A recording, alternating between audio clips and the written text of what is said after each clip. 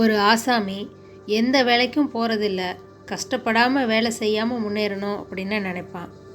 தினமும் தன்னுடைய கஷ்டம் தீரணும் அப்படின்னு அவன் கடவுள்கிட்ட வேண்டுறது வழக்கம்.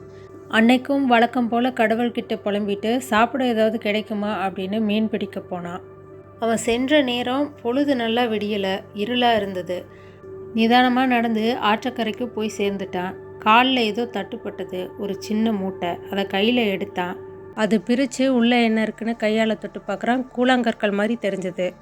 மீன் பிடிக்க பொழுது நல்லா விடியாததுனால அந்த ஆற்றங்கரையிலே உட்காந்து தான் கிட்ட இருந்த அந்த கூழாங்கற்களை ஒன்று ஒன்றா எடுத்து அந்த ஆற்றில் வீசிகிட்டு இருக்கிறான்.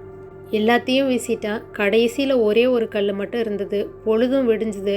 அப்போ தான் பார்க்குறான், அது சாதாரண கல் இல்லை, ரத்தினக்கல். இருட்டில் ரத்தினக்கல்லும் வெறும் கல் தான். உழைத்தால் வெறும் கல்லும் ரத்தினக்கல். அதிர்ஷ்டம் எனும் காத்து உழைப்பவர்களுக்கு மட்டுமே வீசுகிறது.